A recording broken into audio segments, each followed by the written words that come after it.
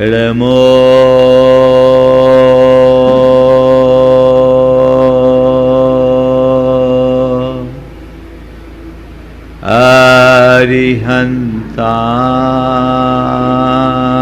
अरिहन्ताणं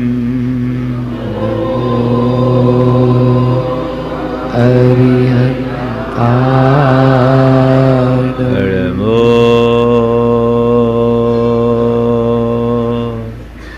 सिद्धाणं नमो सिद्धाणं नमो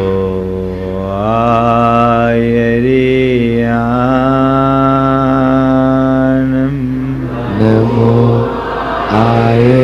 आयर्याणं नमो वज्रायाणं नमो वज्रायाणं नमो लोये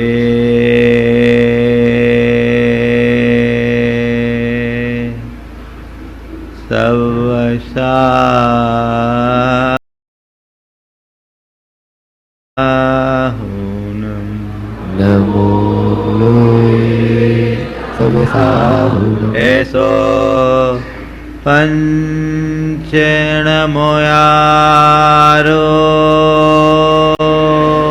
सुपंचि नमो यारो सौवपाव पणाशनो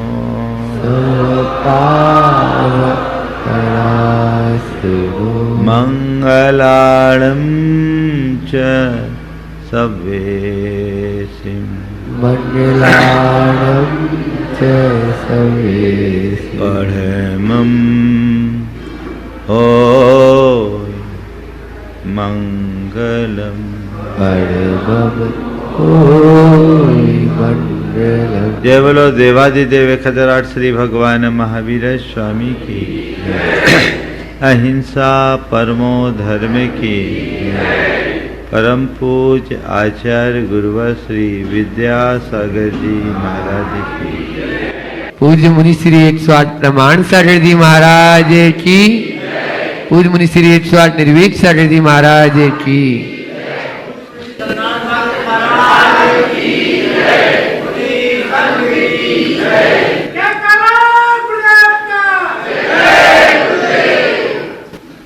नदी की तेज धार बह रही थी। उस धारा में दो तिनके भी बहे जा रहे थे। पहला तिनका बड़े अहोभाव से बह रहा था।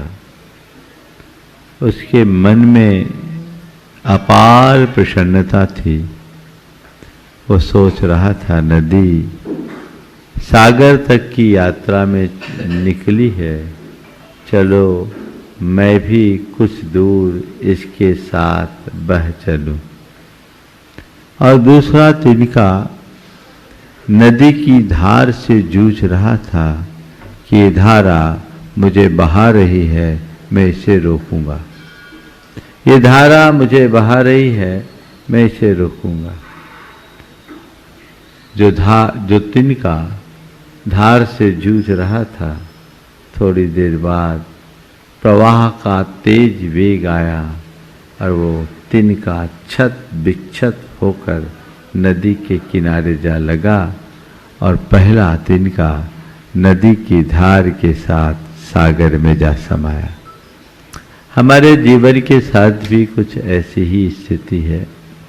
कुछ लोग हैं जो समय की धार में बहते हैं और कुछ लोग हैं जो समय की धार में जूझते हैं। जो समय की धार के साथ बहते हुए जीते हैं वे शांति की सागर में समाहित हो जाते हैं, और जो उससे जूझते हैं वो अपने जीवन को छत विक्षत कर लेते हैं। सवाल है हम जो जीवन जी रहे हैं कैसे जी रहे हैं। दो तरीके से जीवन जिया जाता है।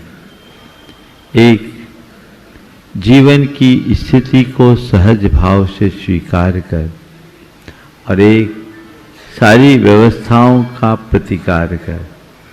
जब मन में स्वीकार भाव होता है तो जीवन में सहजता आती है, और जहाँ हम अपनी ओर से कुछ प्रतिकार शुरू कर देते हैं, हमारे जीवन की समरसता खंड खंड हो जाती है, सब कुछ क्षत विक्षत हो जाता है। संत कहते हैं जीवन में जो कुछ भी घट रहा है उसे तुम सहज भाव से स्वीकार करो। ऐसा इसलिए कि ये चीजें तुम्हारे नियंत्रण में नहीं है, सब कुछ अपने अपने हिसाब से चल रहा है। गुरुदेव का एक बड़ा मौलिक हाइकू है, किसको तजूं भजूं किसको सबका, साक्षी हो जाऊं। किसको तजूं भजूं किसको सबका, साक्षी हो जाऊं। याद किसे तो छोड़ूं और किसे पकड़ूं, सबका साक्षी हो जाऊं। जिसे मैं छोड़ना चाह रहा हूं वो भी मेरे हाथ में नहीं है, और जिसे पकड़ना चाह रहा हूं वो भी मेरे हाथ में नहीं है। संसार की सारी व्यवस्थाएं संयोगों पर आश्रित है, मेरे अधीन नहीं है। बोलो, ये जीवन का सच है कि नहीं? ये जीवन का सच है ना? जीवन का बहुत बड़ा सच है।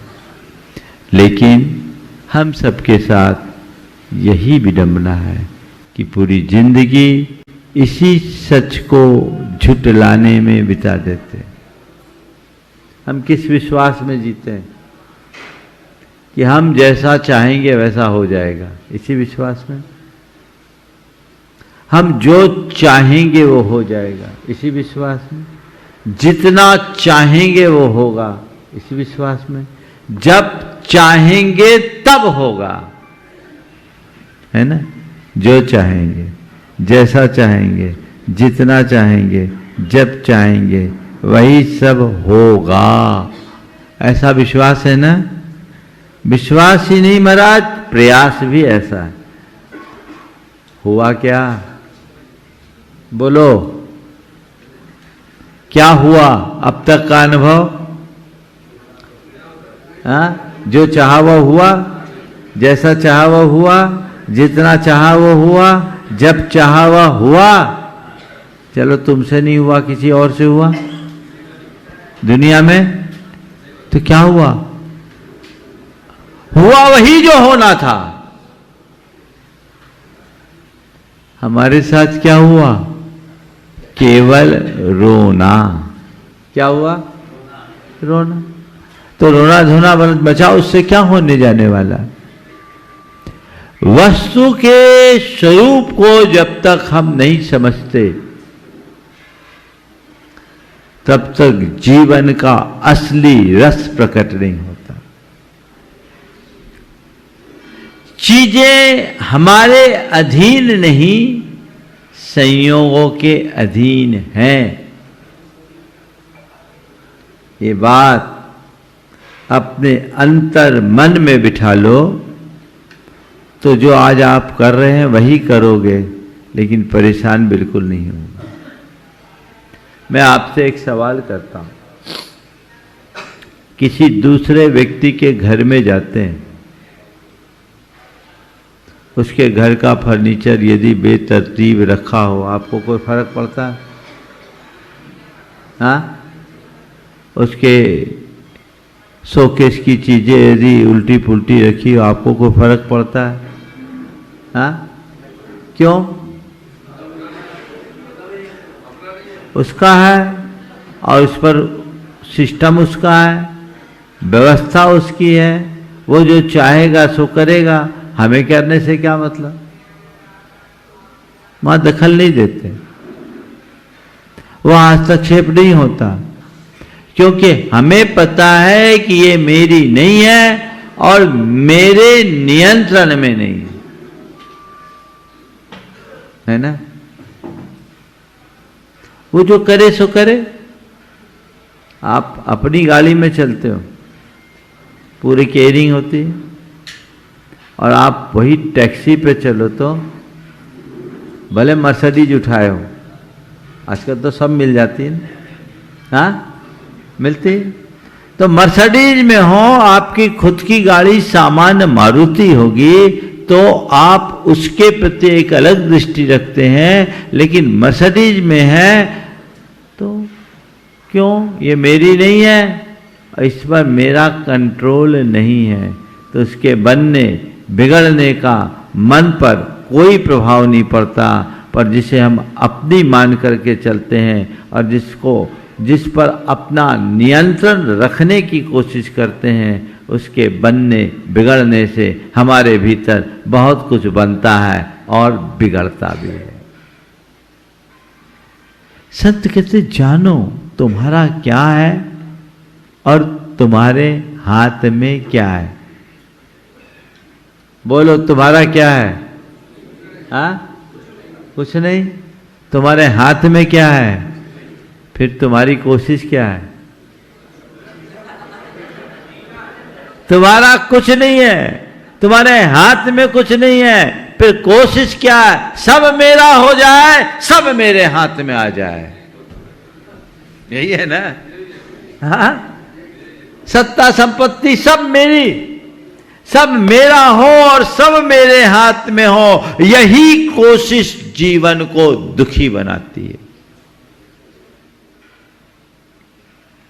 जब ये बात सच है कि मेरा कुछ नहीं, मेरे हाथ में भी कुछ नहीं, हाँ मेरे पास हो सकता है, मेरे साथ हो सकता है, पर मेरा नहीं, मेरे हाथ में नहीं। इतनी सी तो समझ विकसित करनी। तो जो मेरा नहीं है उसके पीछे फिर क्यों परेशान? जो मेरे हाथ में नहीं है उसके पीछे हम क्यों पागलपन करें? या ठीक है, न कुछ छोड़ने लायक है, न पकड़ने लायक है, न तजने लायक है, न भजने लायक है, सबका साक्षी हो जाऊं। ऐसी आध्यात्मिक दृष्टि अंतर मन में प्रकट हो गई तो आप हर पल जीवन के आनंद का अनुभव करेंगे। अभी महाराज श्री कह रहे थे, एक विकल्प में डूबो,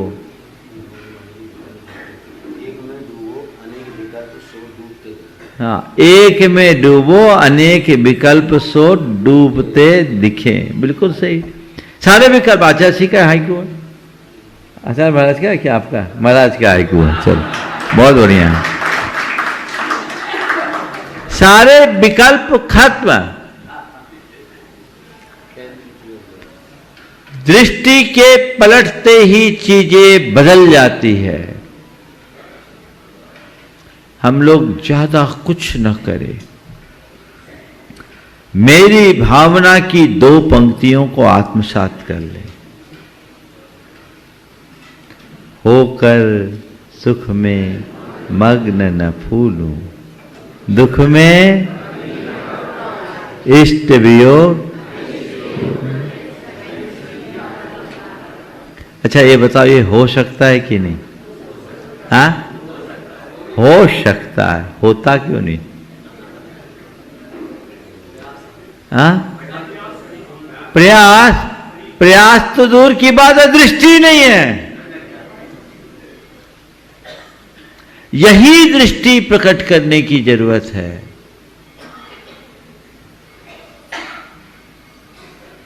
चार बातें अंतर मन में बिठाल दीजिए, ये दृष्टि अपने आप प्रकट हो जाएगी।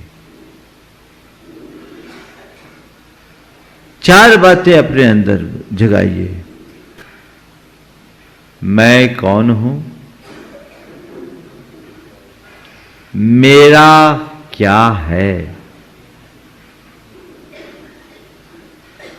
मैं कौन हूं? मेरा क्या है? मेरे हाथ में क्या है? और मेरे साथ में क्या है? ये 4 सवाल करो। मैं कौन हूं? कौन हूं? हाँ, पक्का? तुम्हें बोलो भो आत्मन इधर आओ, तुम लोग सुनोगे। महाराज उसमें तो सब आ जाएंगे, आप तो हमारा नाम लीजिए तब तो मजा है ना? आत्माओं की यही दशा है ना? हम भूल जाते हैं कि ये व्यवहार चलाने का साधन मात्र है, ये मुझ पर आरोपित है, मैं वह नहीं हूं। बोलो, आज अपने साथ नाम जुड़ा है, ये नाम अपना असली नाम है या लोगों के द्वारा दिया हुआ नाम है? हाँ, दिया हुआ है। और कई लोगों, ये नाम कब तक रहेगा? हाँ, कब तक? जब तक जिंदा रहेंगे। कई के तो जीते जी भी नाम बदल जाते हैं, है ना?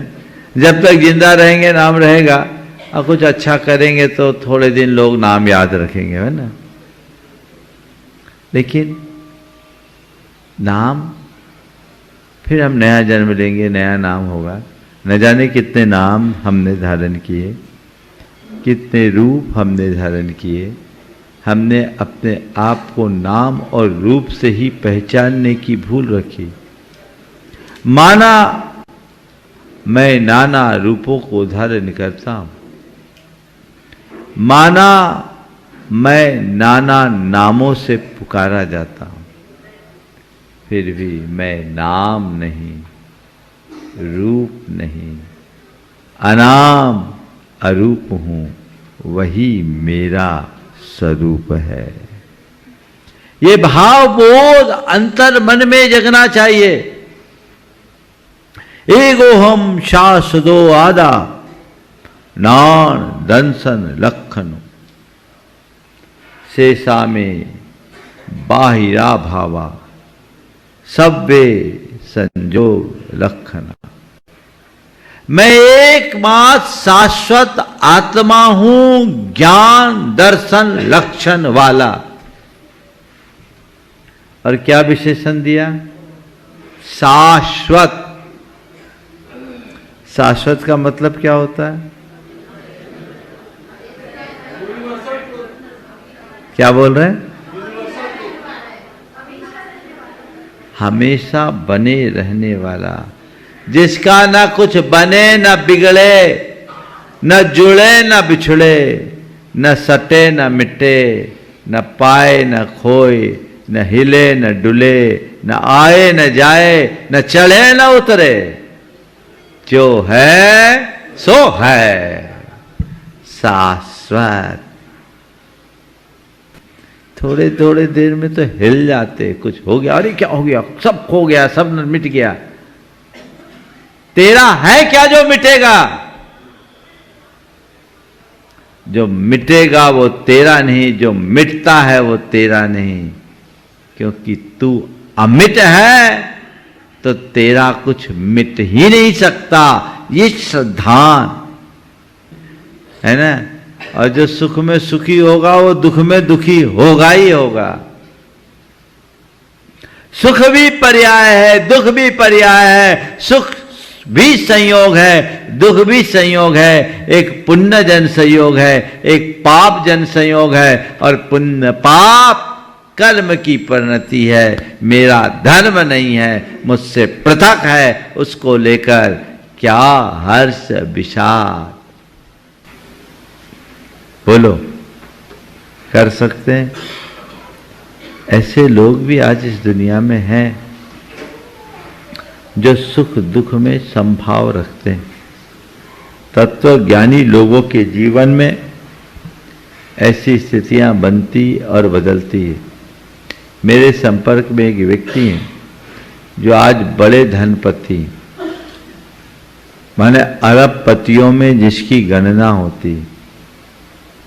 एक दिन जब उनके बारे में लोगों ने मुझे बताया कि महाराज जी ये हैं और ये सेल्फ मेड है, महाराज इन्होंने जीरो से अपने आप को स्टार्ट किया और महाराज आज हीरो बने।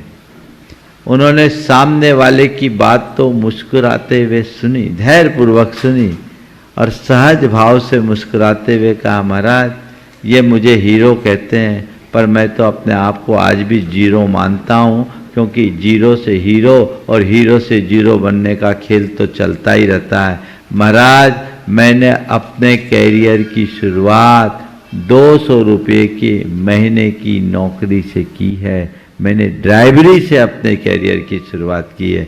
मुझे दिखता है कि जब मैं ड्राइवर था तो वो भी मेरा नहीं है, और आज मैं अरबों करोड़ों का स्वामी हो गया तो वो भी मेरा नहीं है। वह भी एक संयोग था, यह भी एक संयोग है। मैं तो एक ही भाव रखता हूँ, आज है कल रहे न रहे, जितना उनका सदुपयोग हो सके कर लूँ, और जिन शासन की सेवा में अपने आप को लगा सकूं, इन्हें मैं अपना नहीं मानता। रख सकते हैं ऐसी दृष्टि? बोलो, रखी जा सकती कि नहीं? तत्वज्ञानी की यही पहचान, वो व्यक्ति आज भी है, बोलता है कि मैं 200 रुपया महीने से अपने कैरियर की शुरुआत किया हूं, आज मेरे पास है, ठीक है, करोड़ों का अधिपति हूं, लेकिन वो भी मेरा नहीं था, ये भी मेरा नहीं है।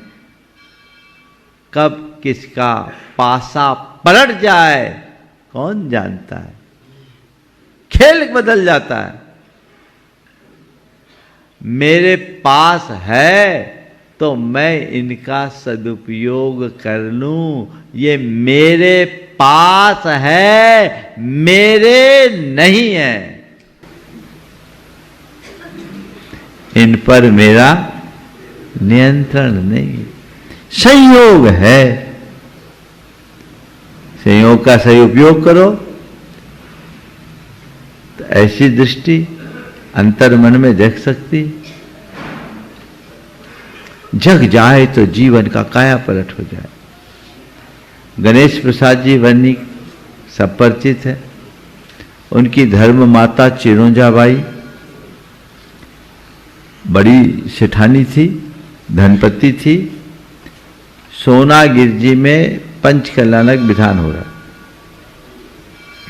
अचानक मालूम पड़ा बरुआ सागर में उनके घर में चोरों ने सेंधमारी कर ली। घर खाली था, पूरा घर खोद दिया।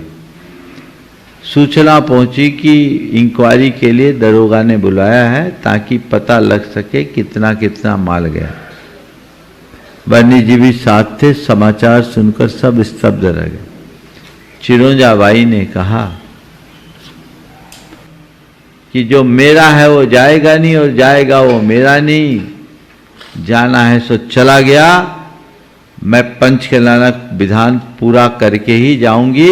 और सुन लो, इस चोरी के बाद मेरे घर में जो बचेगा वही मेरे परिग्रह परिमाण की सीमा है।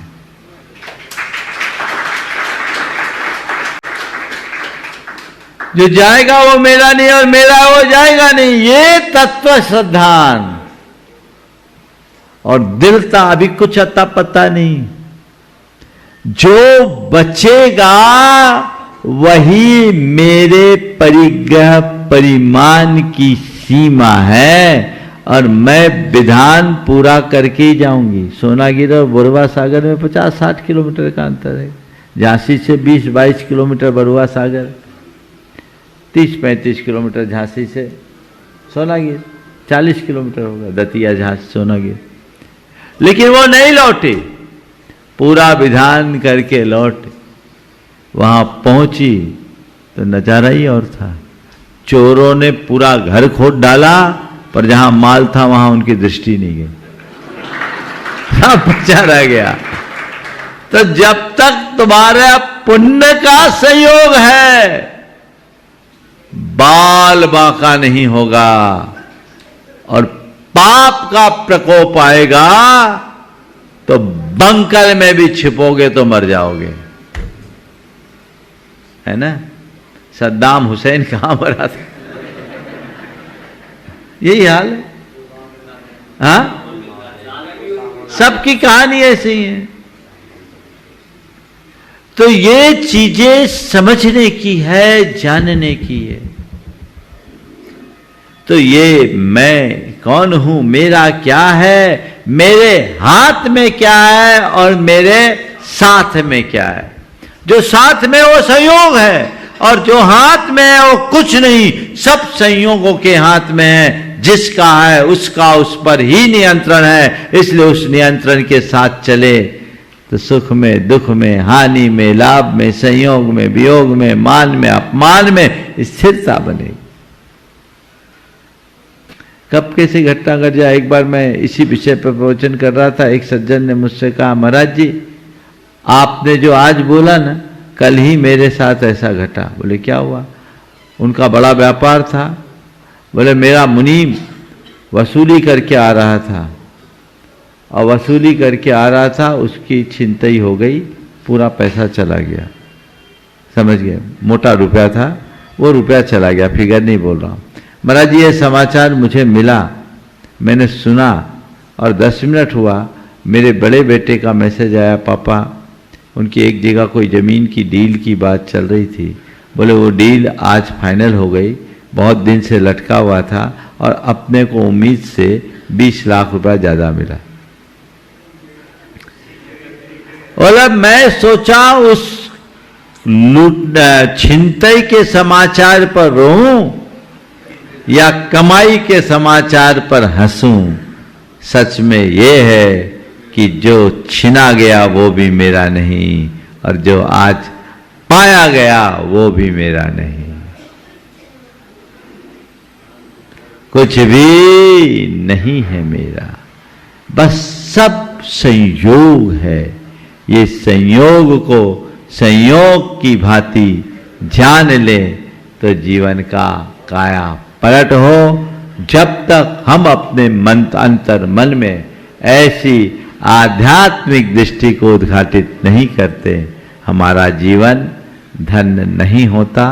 हमें चाहिए कि हम ऐसी भेद विज्ञान मूलक आध्यात्मिक दृष्टि को अपने भीतर उद्घाटित करें, जिससे जीवन को आनंद के साथ जी सके। हमें आर्त ध्यान से बचना है, आत्म ध्यान में डूबना है। लेकिन ये तभी होगा जब हम आत्म ज्ञान प्राप्त करें, वस्तु के स्वरूप को जाने और जीवन को बेहतर बनाए। समय आप सबका हो गया।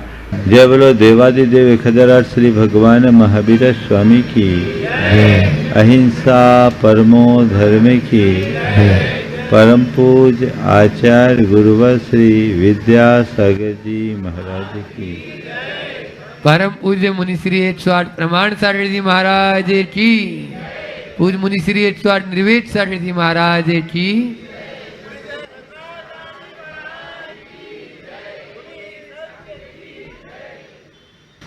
जीवन में घटनाएं घटती हैं और घटित घटनाओं से जब हम प्रभावित होते हैं तो उसका हम पर असर पड़ता है। संत कहते हैं घटनाएं घटना है, वो घटते रहेगी और घटनाओं को महज एक घटना की भांति देखोगे तो तुम सदा सुखी रहोगे। और जब घटना से जुड़ोगे तो दुखी होगे। हमारे जीवन में कई प्रकार के प्रसंग आते हैं। किसी को हम अच्छा मानते, किसी को बुरा मानते हैं। किसी घटना को अपना सौभाग्य मानते हैं और किसी घटना को एक दुर्घटना के रूप में देखते हैं। पर घटना और दुर्घटना हमारे हाथ में तो नहीं। अच्छी घटना हो या बुरी घटना, शुभ प्रसंग हो या दुष्प्रसंग, अनुकूल हो या प्रतिकूल, ये सब महज संयोग है। पर हम लोग संयोगों को संयोगों की तरह नहीं देखते, बल्कि उनमें उलझ जाते हैं। उनके साथ हमारी बुद्धि जुड़ती है, और बुद्धि ही नहीं, उस बुद्धि के साथ हमारे मन की कल्पनाएं जुड़ती है, और जब हम मन की कल्पनाएं जोड़ते हैं तो उसमें इष्टानिष्ट संकल्प विकल्प करते हैं, और ये इष्टानिष्ट संकल्प विकल्प ही हमारे अंदर हर्ष विषाद के परिणाम उत्पन्न करते हैं, जिसके कारण हम कभी सुखी और कभी दुखी हो जाते, कभी सुखी कभी दुखी हो जाते हैं। और ये सुख दुख का द्वंद्व जीवन में चलता रहता है। और कभी कभी तो ऐसा होता है कि जिस प्रसंग में हम सुखी होते हैं वही हमारे दुख का कारण बन जाता है, और जिसके पीछे हम कभी दुखी होते हैं वही हमारे सुख का कारण बन जाता है। ये मन का द्वंद्व है, ये मन का विकल्प है, और जब तक ऐसा विकल्प चलता रहता है हमारा जीवन ऐसा ही बना रहता है। क्या है देखिए, हमारे मन की स्थिति कैसी। बेटे की शादी की, खूब उमंगों से भरकर उसका विवाह किया।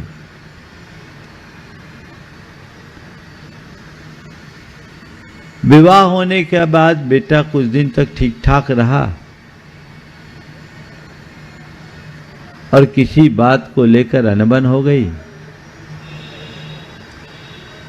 बेटे ने अपना अलग घर बसा लिया। कल तक जो आंखों का तारा था अब आंखों का कांटा बन गया। कल तक जिसे आप देखते ही न फुलाते थे, फूला नहीं समाते थे, आज उसे देखने की भी इच्छा नहीं होती। कल तक जो आपके लिए श्रवण कुमार था अब उसमें कंस की छवि दिखने लगी। ये परिवर्तन क्यों? बेटा तो बेटा था, केवल एक कोई विकल्प मन में आया और पूत सपूत से कपूत बन गया है। एक ग्राहक जो आपका नियमित ग्राहक है, देखते ही आपकी बाछें खिलती और आप बड़ी आत्मीयता और प्रगाढ़ता से मिलते। आप हमेशा कहते बहुत अच्छा जेंटलमैन है। 6 महीना पेमेंट रोक दिया, अब क्या हो गया? 6 महीने पेमेंट रोक दिया, अब क्या होगा बोलो? हाँ, अब उसको देख करके क्या प्रतिक्रिया होगी? मन में क्षोभ, गुस्सा, अरे बेड़ा बेईमान आदमी, जेंटलमैन भी बेईमान बन गया, हो गया। दीपावली का समय निकट था, पति घर की सफाई कर रहा था। अचानक सफाई के क्रम में उसके हाथ में एक किताब लगी। किताब को पलटा। किताब पलटने के क्रम में उसमें उस किताब में एक चिट्ठी दिखी। वो चिट्ठी 35 साल पहले उसकी पत्नी के प्रेमी ने पत्नी को लिखा था। 35 बरस पहले पत्नी के प्रेमी ने पत्नी को जो पत्र लिखा, अब पढ़ रहे, अच्छा ये बात है। मैं तो इसे कुछ और समझता था, पर ये तो उल्टा निकली। हकीकत ये है, अब पता चला। बोलो क्या होगा? हाँ, आग लगेगी कि नहीं? लग गई। अब फूटी आंख न सुहाए। पत्नी वही है, पत्नी का व्यवहार भी वही है, सारी स्थितियां भी वही है, कुछ भी नहीं बदला, फिर भी सब कुछ बदल गया। क्यों? क्योंकि मन बदल गया, हमने कुछ पढ़ा, एक निमित्त आया, हमारी मानसिकता बदली और मानसिकता के बदलते ही जीवन बदल जाता है। अपने जीवन में झांक कर देखोगे ऐसे कई प्रसंग है, जैसे जैसे हम घटनाओं और चीजों से प्रभावित होते हैं हमारे ऊपर उसका अनुकूल प्रतिकूल प्रभाव पड़ता है, और जो तटस्थ होकर जीते हैं उनके जीवन में कोई खास फर्क नहीं पड़ता। गुरुदेव के 2 हाइकू की आज चर्चा आप सबसे करूंगा। जिस प्रसंग को महाराज जी ने उठाया उसे ही आगे बढ़ाते हुए, दर्पण कभी न रोया न हंसा, हो ऐसा सन्यास। पहली बात, यानी हमारा जीवन दर्पण जैसा हो। दर्पण के सामने कुछ भी आ जाए, दर्पण को फर्क नहीं पड़ता। पड़ता है क्या? दर्पण का सिद्धांत है स्वागत सभी का, संग्रह किसी का नहीं, है ना? जो आ जाए ठीक है, एक्शन। उसे तटस्थ भाव से केवल अपने अंदर प्रतिबिंबित तो करता है पर प्रभावित नहीं होता। दर्पण के सामने आग लग जाए, कहीं अग्नि हो और दर्पण हो, तो दर्पण अग्नि को प्रतिबिंबित तो करेगा लेकिन दर्पण में आंच नहीं होगी। और कहीं पानी हो तो पानी को भी प्रतिबिंबित करेगा लेकिन भीगेगा नहीं। सुख दुख दोनों वसत है, ज्ञानी के घट माहि, गिरिसर दी से मुकुर में, भार भींज वो नाहि। ज्ञानी के जीवन में सुख दुख दोनों होते हैं, सुख दुख दोनों दिशत है, बसत है ज्ञानी के घटमाई। दोनों चीजें सुख और दुख दोनों। गिरिसर दी से मुकुर में, दर्पण में पर्वत का भी प्रतिबिंब पड़ता है और सरोवर का भी प्रतिबिंब पड़ता है। दर्पण पर्वत को भी प्रतिबिंबित करता है, सरोवर को भी प्रतिबिंबित करता है, लेकिन पर्वत को प्रतिबिंबित करने से दर्पण कभी भारी नहीं होता और सरोवर के प्रतिबिंब से वह कभी गीला नहीं होता। बस यही है। अप्रभावित रहने की कला विकसित करने की जरूरत है और ये सब किया जा सकता है, ये किया जा सकता है बशर्ते जीवन और जीवन की व्यवस्था को हम समझ लें। हम लोगों के साथ सबसे बड़ी दुर्बलता ये है कि हमें जीवन और जीवन की व्यवस्था का कोई बोध नहीं। हम सब चीजें अपनी तरीके से चलाना चाहते हैं और अपनी तरीके से चलाने के क्रम में अपनी बुद्धि को लगाते, अपने अनुकूल हो जाता है तो अभिमान होता और नहीं होता तो आकुलता होती। ये अभिमान और आकुलता दोनों हमारे दुख के कारण है, जबकि सच्चाई है कि हम जो चाहते उसमें से कुछ ही होता है, ज्यादातर तो नहीं होता। एक बात अपने मन में बैठा लेना, अगर तुम चाहो कि चीजें मेरी इच्छानुकूल वर्ते तो सदैव दुखी बने रहोगे। अगर तुम चाहो कि चीजें मेरे इच्छानुकूल वर्ते तो सदैव दुखी बने रहोगे और अपनी इच्छा को चीजों के अनुकूल बना लो, हमेशा सुखी बने रहोगे। इच्छा रूप चीजों को बनाना बहुत कठिन है, लेकिन अपनी इच्छा को चीजों के अनुरूप बनाना बहुत सरल है, क्योंकि इच्छाएं मेरी हो, मेरे हाथ में। हमें उसे जगाना चाहिए, और ये तत्व ज्ञान के बल पर बहुत सहजता से घटित किया जा सकता है।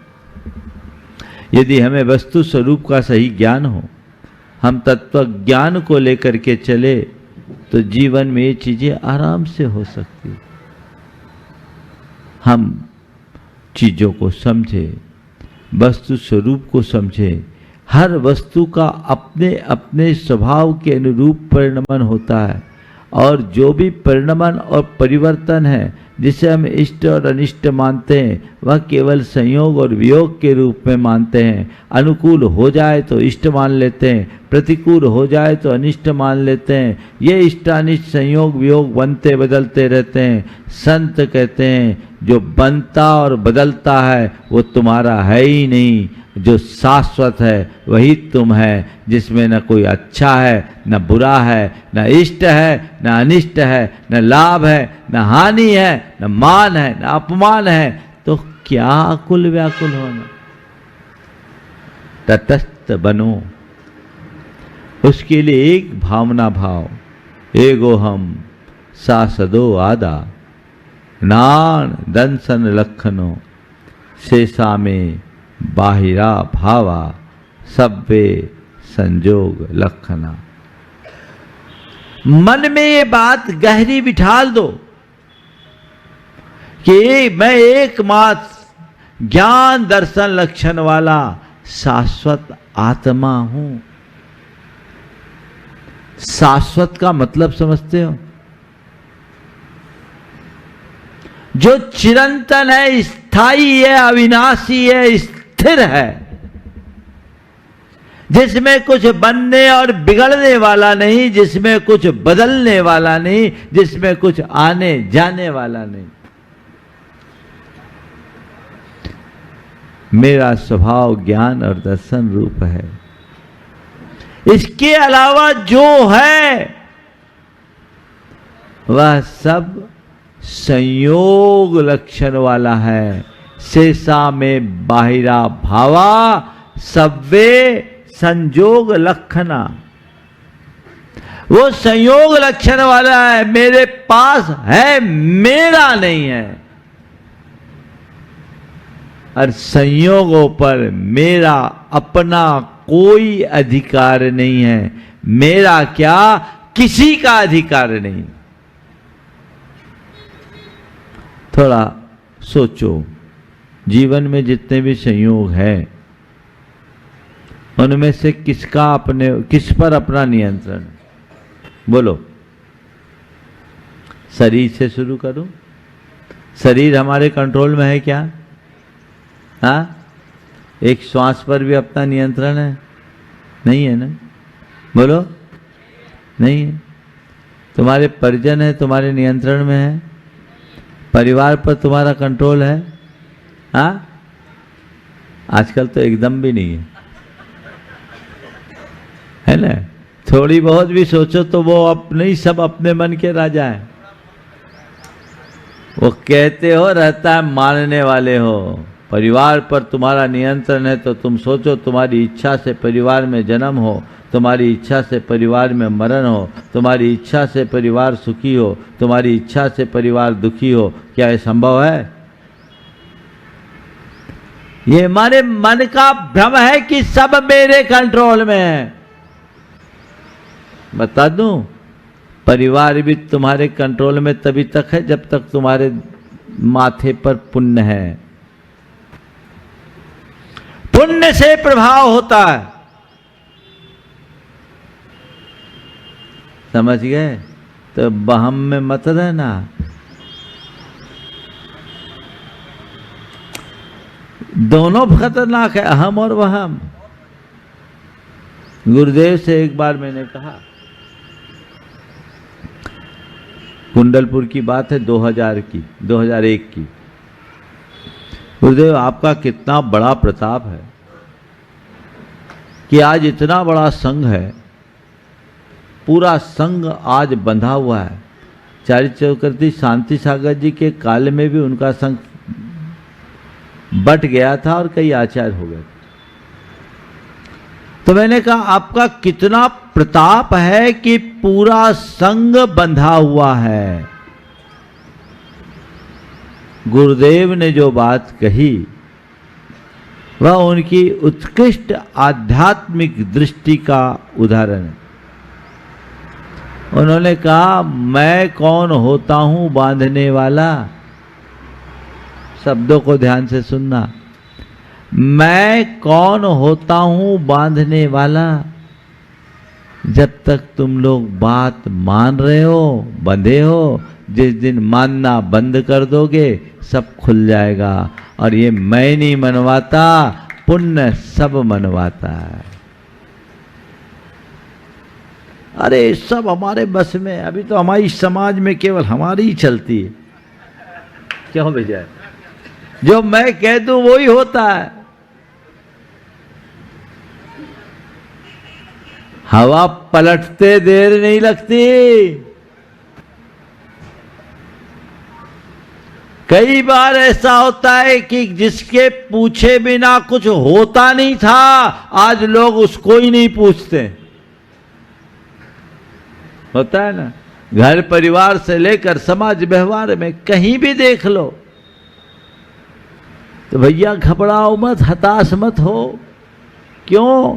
यही संसार है, ये तुम्हारे नियंत्रण में है ही नहीं।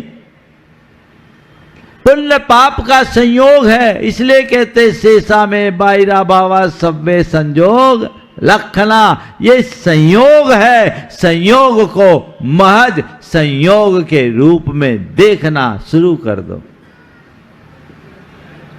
अच्छे को भी संयोग, बुरे को भी संयोग मानो। संयोग को संयोग देखोगे तो कभी भी मन विचलित नहीं होगा। मेरे संपर्क में एक व्यक्ति है, उसकी धर्मपत्नी उसी के लायक है। उसी के लायक मतलब ऐसी कर्कशा को कोई नहीं झेल सकता। औरों से तो फिर भी वो थोड़ा मीठा बोले, लेकिन अपने पति की तो कोई कद्र ही नहीं। इतनी बेअदबी से और इतनी रुक्षता से बात करे कि कहा नहीं जाए। एक रोज मेरे कक्ष के बाहर वो अपने पति को झाड़ रही थी, और आवाज तो ऐसा कि बिना माइक के पूरे पंडाल में चले जाए, ऐसी आवाज। मेरे कानों तक शब्द आए। सुन करके एक पल को मुझे भी तरस आ गया, पर पति उसकी सारी बातों को सुनता रहा। लगभग 3-4 मिनट तक नॉन स्टॉप झाड़ पिलाई। लेकिन इतना सब कुछ होने के बाद भी वो मुस्कुराता चेहरा लेकर मेरे कक्ष में आया। मजे की बात ये, मुस्कुराता चेहरा लेकर आया। मैंने उसकी ओर देखा। हमने कहा भैया क्या हाल है, क्या हाल है? बोले कुछ नहीं महाराज, मेरी यही तपस्या है, यही तपस्या है। आप लोगों से यही सुनता हूं, जो संयोग होने होते वो होते हैं।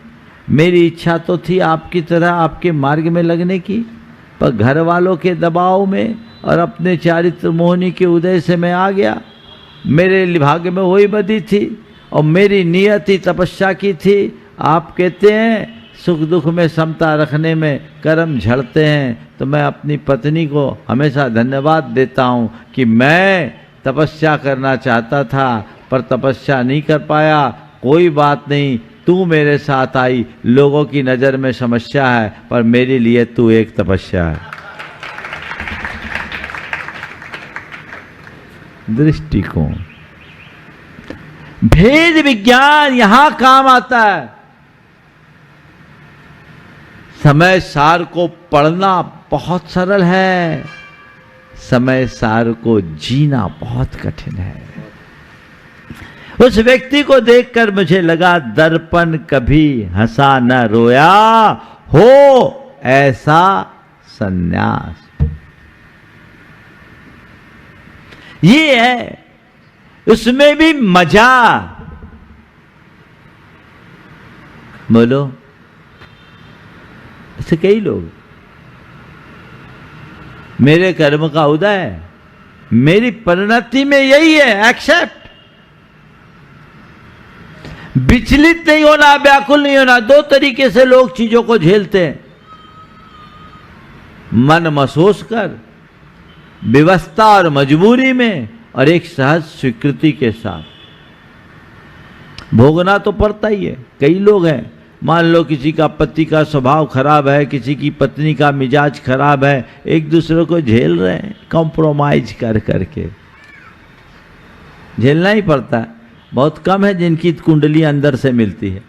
पंडित तो कुंडली सबकी मिला देता है, लेकिन मन की कुंडली, लेकिन उसको भी आप चाहे तो एंजॉय कर सकते हो।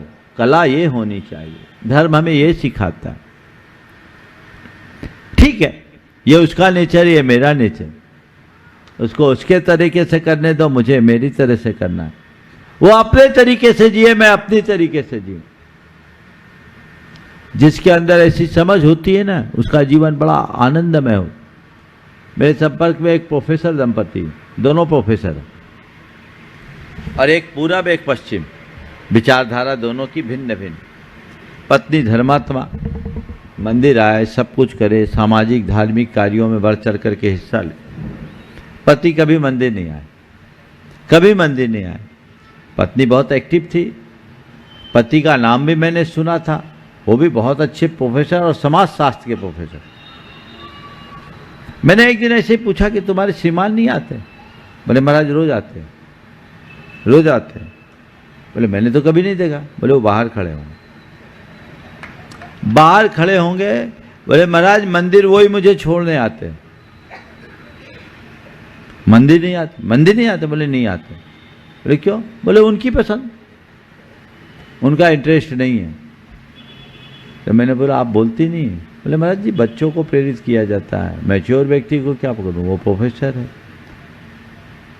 मैं तो इतना आभार मानती हूँ कि वो मुझे रोज छोड़ने आते हैं और लेने भी आ जाते हैं। ड्रॉप करेंगे महाराज, और मैं यहाँ जब मंदिर आऊँगी उसके बाद वो बैडमिंटन खेलने जाएंगे।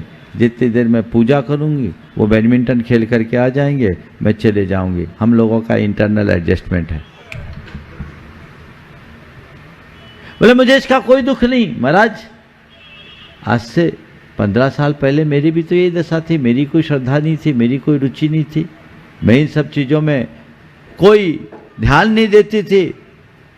मुझे ज्ञान हुआ, आज मेरी रुचि जग गई, आज मैं यहाँ आती हूँ। जब उनका भाग्य जगेगा, उनकी रुचि जगेगी, वे खुद आने लगेंगे। महाराज मार मार करके कोई मुसलमान थोड़ी बनाया जाता है। ये दृष्टिकोण, ये धर्म का सबसे प्रैक्टिकल एस्पेक्ट है। इसे आत्मसात करने की कोशिश कीजिए। दूसरे अरे का पता कैसा भाग्य है मेरा, कैसे से बिद गए, किसके चक्कर में फंस गए, और 25 तरह की बातें कहोगे। परम नास्तिक है, ये तो बिल्कुल नारकी हैं, ये तो राक्षस है, पता नहीं क्या क्या बोल दो। और रोज इसी बात को लेकर लड़ाई।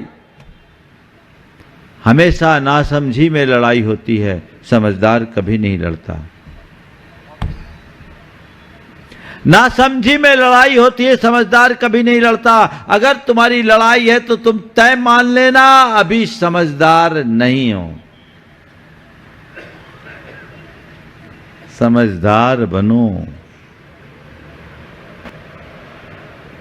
समझ से काम लो।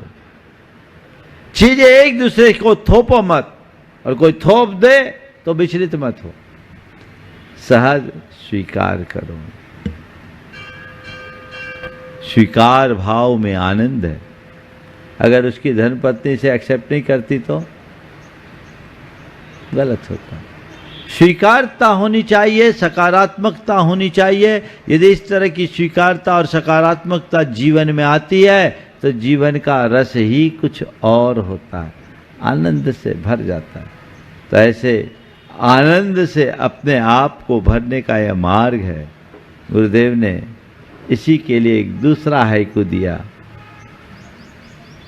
किसको तजूं भजूं किसको सबका साक्षी हो जाऊं।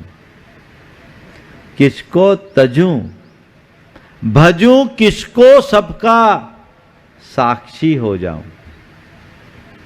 किसको छोड़ूं किसको पकड़ूं, जो है सब को सहज भाव से स्वीकार कर लूं, सबका साक्षी हो जाऊं। सुख हो दुख, संयोग हो वियोग, लाभ हो हानि हो, जय हो पराजय हो, सबका साक्षी हो जाऊं। सुख भी कर्म की परिणति, दुख भी कर्म की परिणति। सुख भी मेरा नहीं, दुख भी मेरा नहीं, तो मुझे सुख में भी सहज रहना है और दुख में भी सहज रहना है। दृष्टि ऐसी हो, साक्षी बनो, सहज भाव से स्वीकार करना सीखो। कभी भी विचलित नहीं होंगे, मन स्थिर बना रहे। लेकिन बड़ी बुरी स्थिति है, सुख को तो सब अच्छे से भोग लेते हैं, दुख में टूट जाते हैं। वस्तु स्वरूप को समझोगे तो आप दोनों में स्थिर बनोगे और बने रहने की कला विकसित करनी चाहिए। देखिए, मैं अक्सर एक उदाहरण देता हूं। आपके घर में कई प्रकार के मेहमान आते हैं। समझ लो घर में आपके चाचा है, तो आपको कोई एक्स्ट्रा कोई इंतजाम करना पड़ता है क्या? नहीं ना। चाचा आते हैं, घर की जो नेचुरल रूटीन की व्यवस्था उसी के अंग बन जाते हैं और जाते हैं तो 10-20 दे के जाते हैं, है ना, स्वाभाविक है। और कहीं जमाई आ जाए तो,